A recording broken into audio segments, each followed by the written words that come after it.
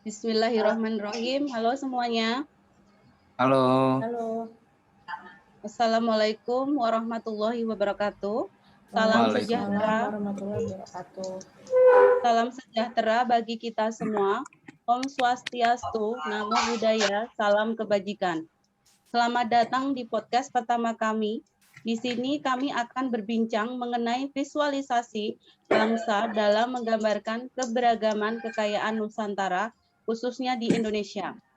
Sebelumnya, perkenalkan kami CPNS dari Kementerian Desa, Pembangunan Daerah Tertinggal dan Transmigrasi. Ada saya sendiri, Oni Sri Mulatsih, dan teman-teman saya, 1. Mas Afif, 2. Mas Nur, yang ketiga Mbak Rofika. Kalau kita berbicara terkait keberagaman kekayaan Nusantara yang kita miliki, bagaimana sih pendapat kalian tentang hal tersebut? Silakan yang pertama menurut Mas Afif, silakan pendapatnya. Ya, terima kasih Mbak Oni.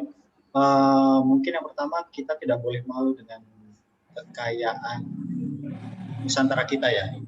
Karena rasa malu itu mungkin ditimbulkan dari berbagai faktor. Yang pertama tidak tahu, malu karena tidak tahu. Dan yang kedua adalah malu karena tidak mau tahu. Nah, yang tidak tahu mungkin bisa kita tanggulangi dengan memperkaya diri dengan banyak informasi tentang keanekaragaman kekayaan Nusantara. Kalau yang tidak mau tahu ini yang agak susah, karena yang tidak mau tahu ini sebenarnya dia tahu, tapi tidak mau tahu, dan untuk menyebarkannya apalagi. Nah, sebenarnya di dalam diri kita itu sebenarnya sudah ada 3 rasa yang harus kita tanamkan dalam terkait kekayaan Nusantara, yaitu rasa ikut memiliki, rasa ikut berpartisipasi, dan rasa ikut bertanggung jawab. Ketiganya ini sudah menjadi core value yang ada di dalam masing-masing warga negara Indonesia yang harus ditingkatkan sehingga kita tidak malu dengan banyak keanekaragaman kita. Itu sih Mbak, kalau menurut saya. Ya, baik. Kemudian yang kedua, menurut Mas Ridwan, bagaimana sih? Ya, terima kasih.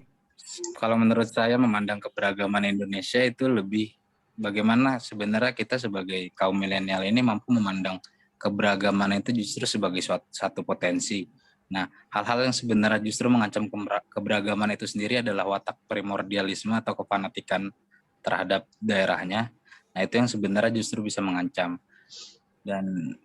Dan bagaimana fanatisme ini bisa dikikis agar bisa menghargai kedaerahan lain-lain, di mana bumi dipijak, di situ langit dijunjung, dan itu bisa diterapkan ke berbagai daerah. Dan pentingnya lagi adalah bagaimana kita membangun kesadaran bahwa keberagaman ini justru yang menjadikan Indonesia sangat indah. Menurut saya seperti itu. Ya, baik. Kemudian yang ketiga, menurut Mbak Rofika, bagaimana sih Mbak? Nah, kalau menurut saya, kita sebagai masyarakat Indonesia tuh harus bangga dengan keberagaman tersebut, karena hal itulah yang membuat negara kita menjadi kaya. Dari masyarakatnya saja ada banyak suku, agama, ras, dan golongan, dan hal itulah yang membuat Indonesia tuh jadi punya beragam seni dan budaya. Terus dari segi bentang alam, kita juga punya keanekaragaman yang tinggi, karena setiap daerah itu punya karakteristik sendiri. Jadinya kita tuh punya sumber daya alam, flora fauna, dan wisata alam yang sangat banyak dan bahkan tidak ditemukan di tempat lain selain Indonesia. Nah, kita tuh jika dimanfaatkan dengan tepat, potensi-potensi tersebut itu tuh bisa membuat Indonesia tuh jadi negara yang makmur dan sejahtera.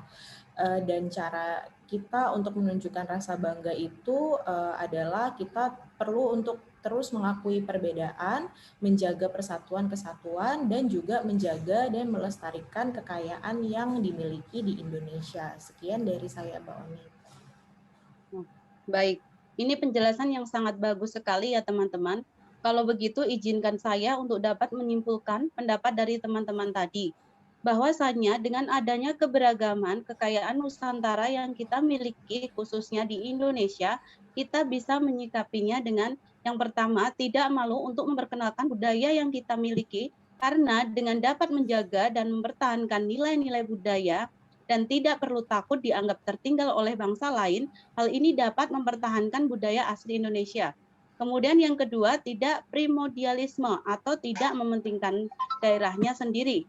Karena dengan sikap primordial dapat memunculkan diskriminasi, konflik, mengurangi objektivitas ilmu pengetahuan, dan dapat menghambat hubungan antar kelompok.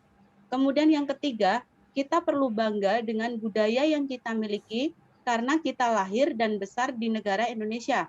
Maka harus melestarikan budaya Indonesia ke dunia internasional.